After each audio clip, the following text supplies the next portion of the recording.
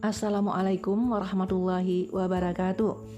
Sahabat lintas hikmah yang beriman, sebelumnya kita telah membahas beberapa hadis yang menjelaskan tentang keutamaan Al-Quran. Lantas, adakah hadis lain yang disampaikan oleh Rasulullah? Masih banyak sekali hadis-hadis lain yang disampaikan Rasulullah.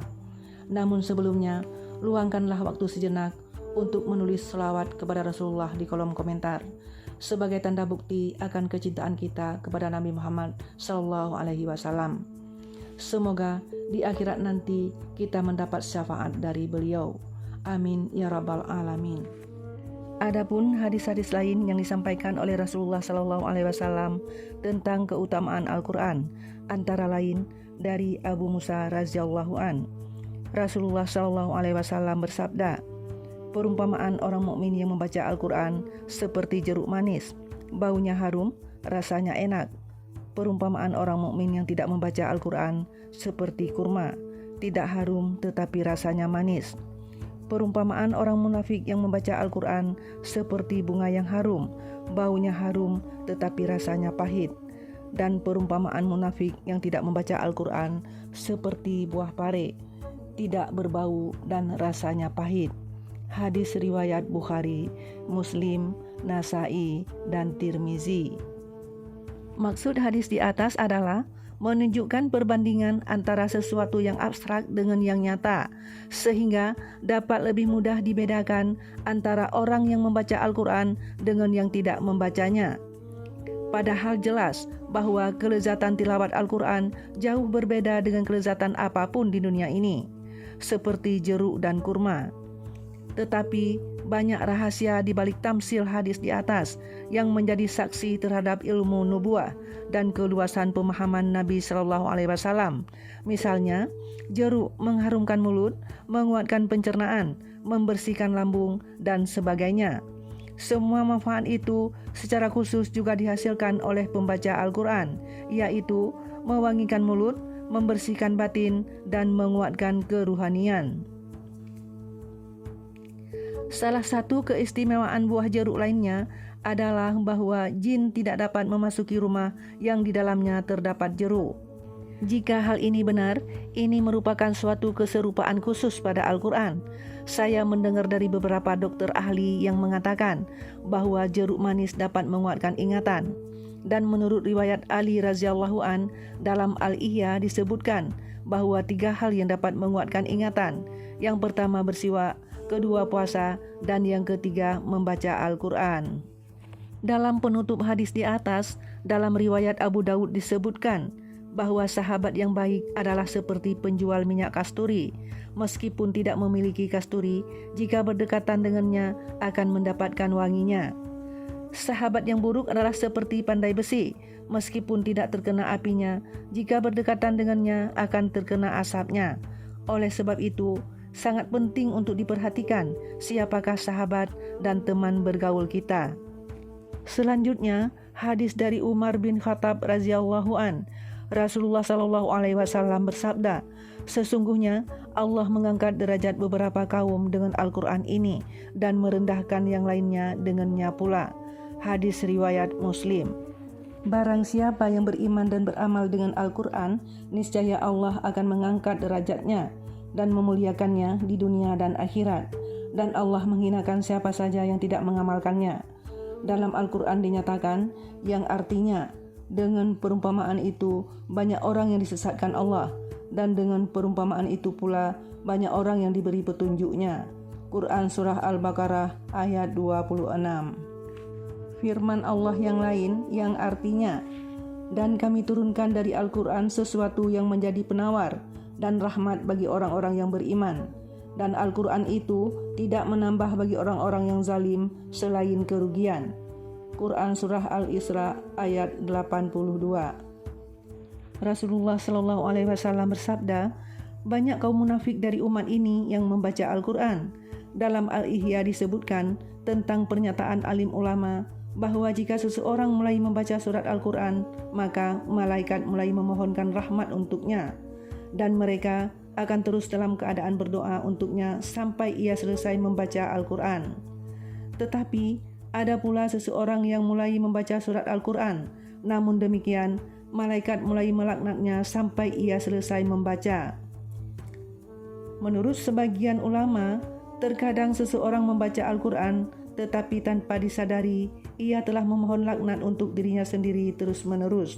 Misalnya, ia membaca ayat Al-Quran yang artinya, "Ingatlah laknat Allah ke atas orang-orang yang zalim." Quran Surah Hud ayat 18. Karena ia sendiri berbuat zalim, laknat Allah pun menimpanya.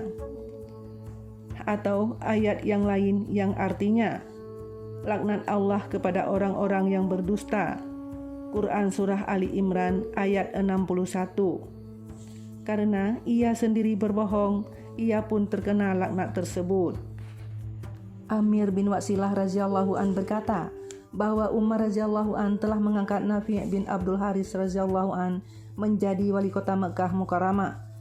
Pada suatu ketika, Umar radhiyallahu an bertanya kepadanya, "Siapakah yang dijadikan pengurus kawasan hutan?"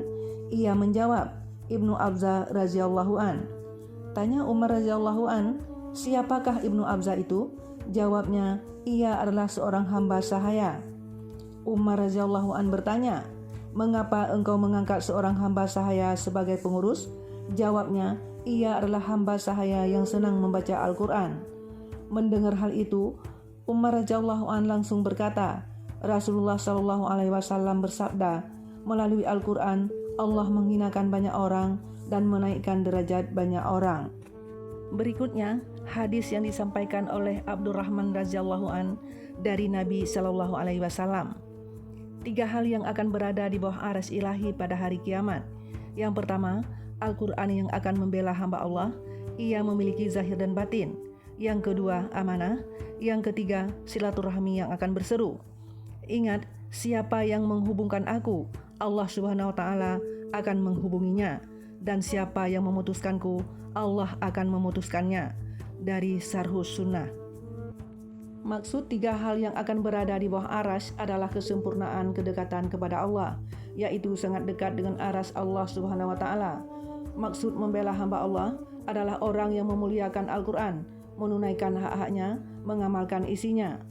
Al-Quran pasti akan membelanya di hadapan Allah Subhanahu wa Ta'ala dan akan mensyafaatinya serta menaikkan derajatnya.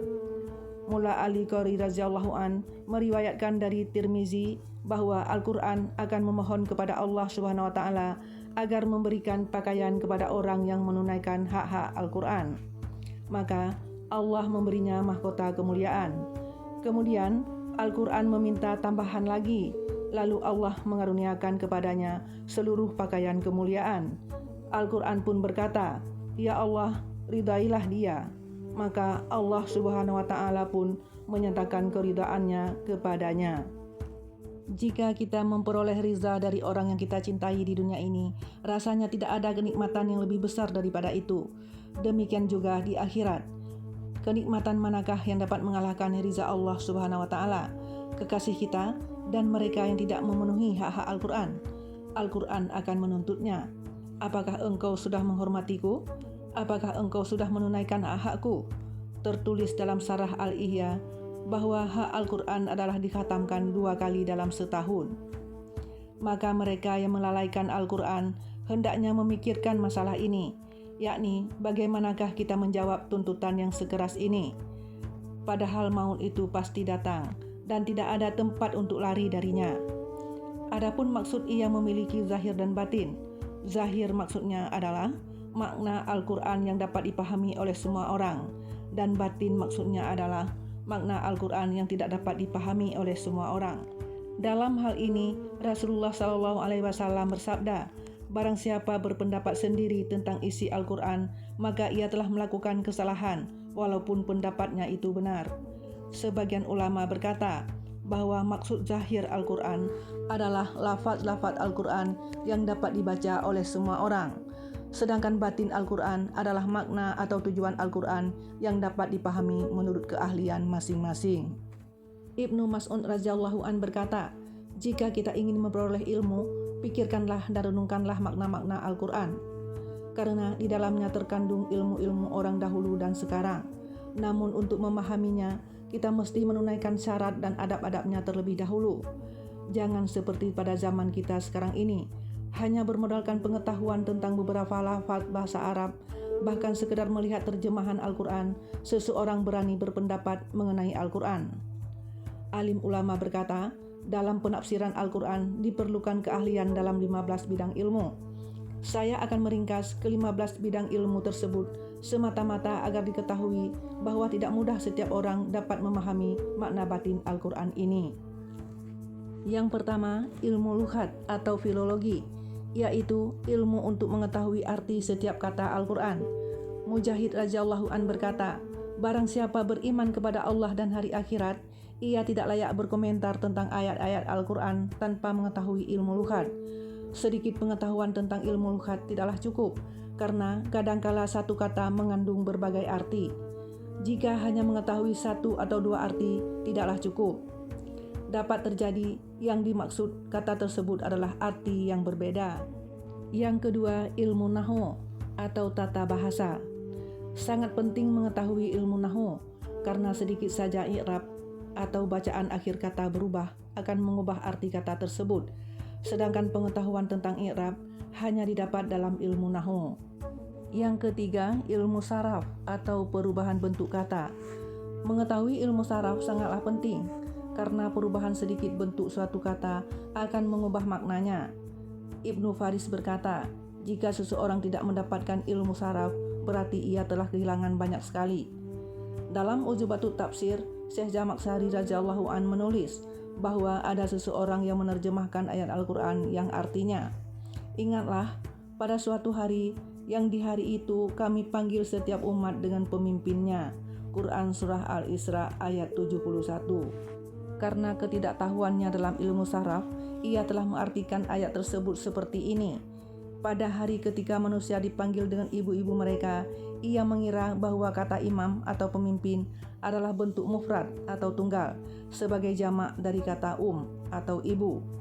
Jika ia memahami ilmu saraf, tidak mungkin ia akan mengartikan imam sebagai ibu-ibu. Yang keempat, ilmu istikak atau akar kata. Mengetahui ilmu istikak sangatlah penting.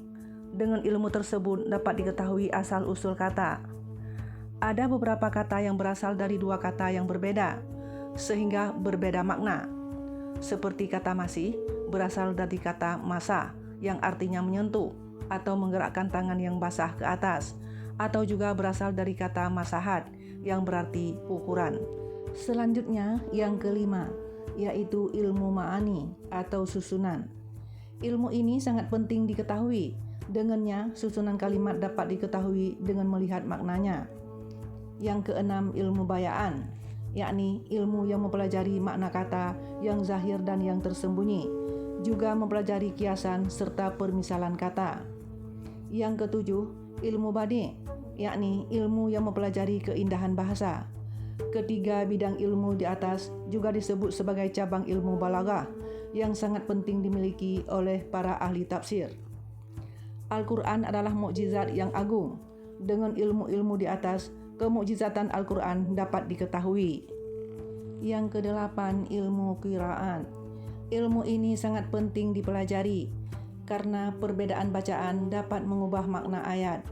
Ilmu ini membantu menentukan makna paling tepat di antara makna-makna suatu kata. Yang kesembilan, ilmu aqaid. Ilmu yang sangat penting dipelajari. Ini mempelajari dasar-dasar keimanan. Kadangkala ada suatu ayat yang arti zahirnya tidak mungkin diperuntukkan bagi Allah Subhanahu wa taala. Untuk memahaminya diperlukan takwil ayat itu, yang artinya tangan Allah di atas tangan mereka. Quran Surat Al-Fat ayat 10. Yang ke-10, ilmu usul fikih. Mempelajari ilmu usul fikih sangatlah penting.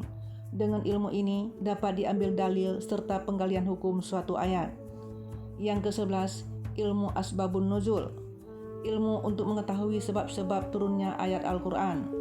Dengan mengetahui sebab-sebabnya, kadangkala maksud suatu ayat bergantung pada pengetahuan tentang asbabun nuzulnya.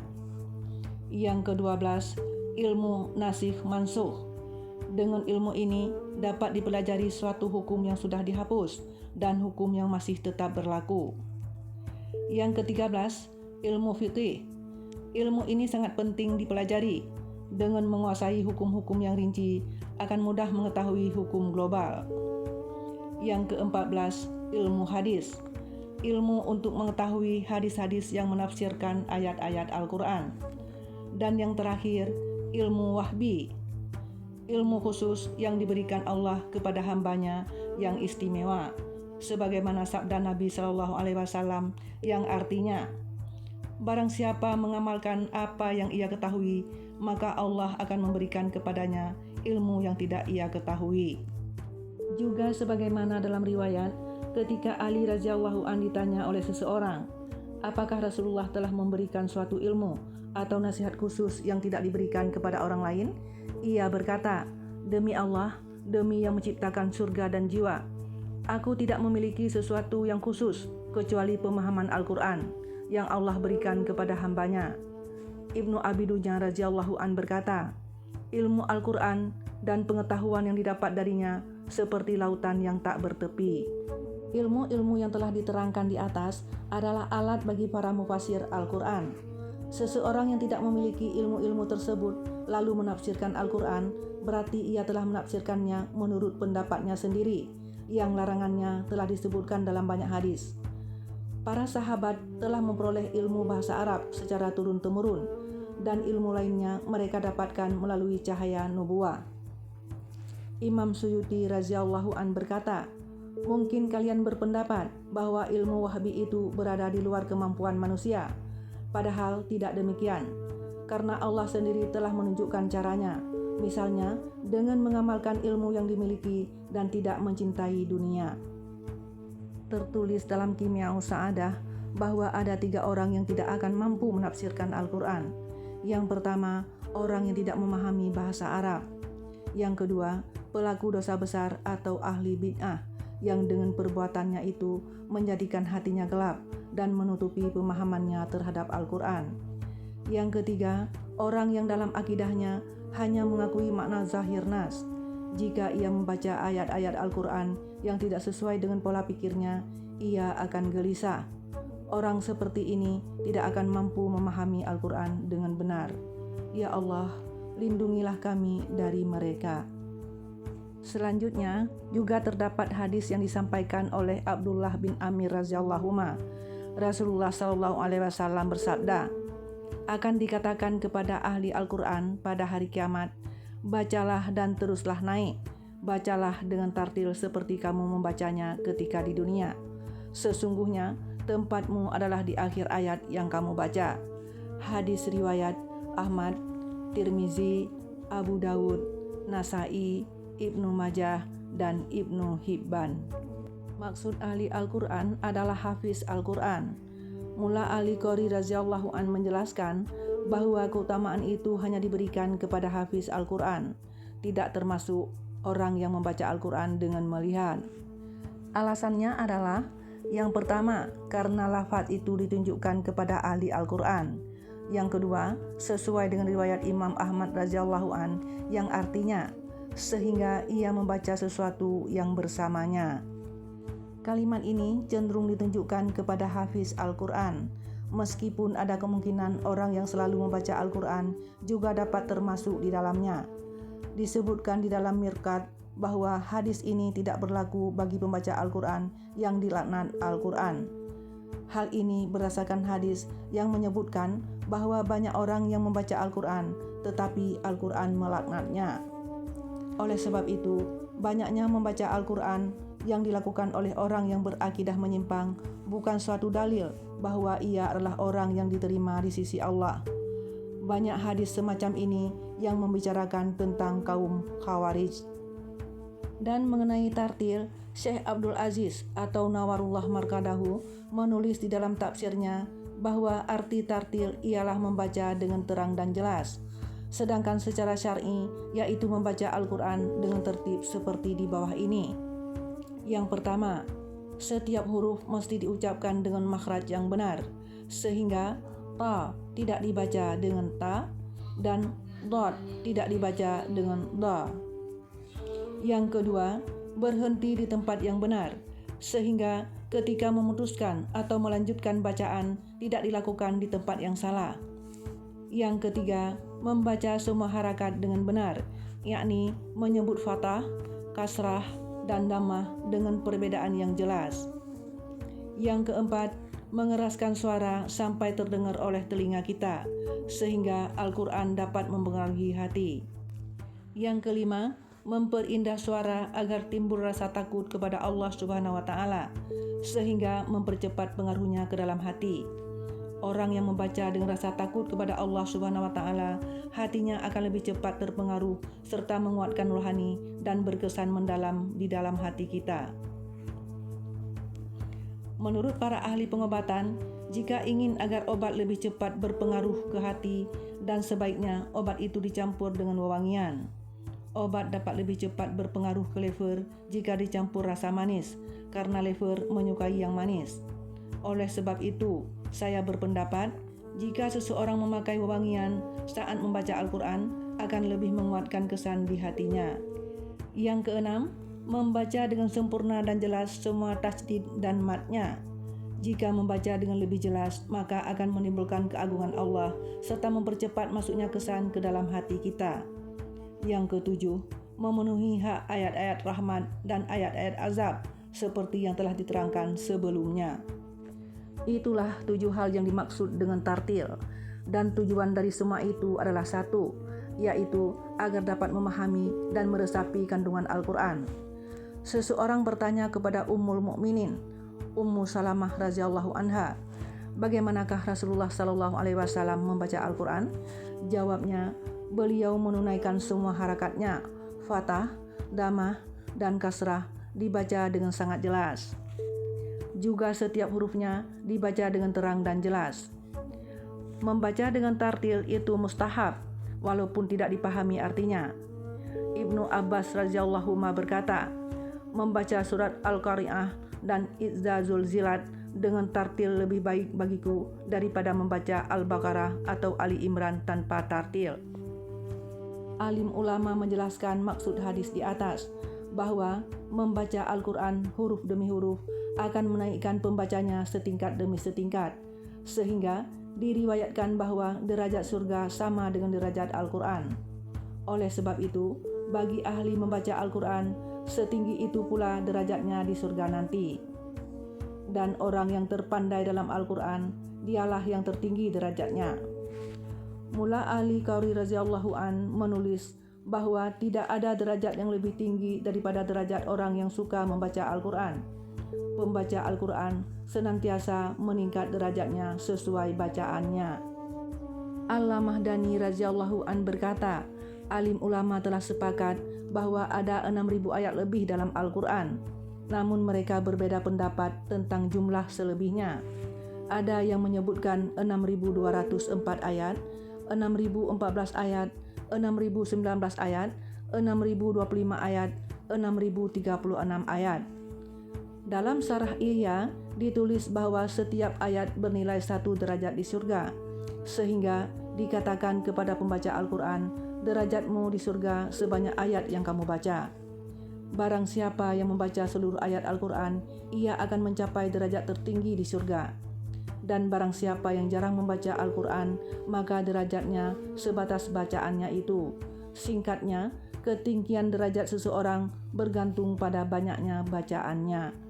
Menurut pendapat saya, hadis di atas juga mengandung penafsiran lain, yang artinya, apabila tafsiran saya ini betul, maka itu berasal dari Allah, dan jika salah, maka itu berasal dari diri saya sendiri dan dari setan. Allah dan Rasul-Nya terbebas darinya. Kenaikan derajat dalam hadis di atas bukan bermaksud bahwa membaca 1 ayat Al-Quran akan dinaikkan 1 derajat.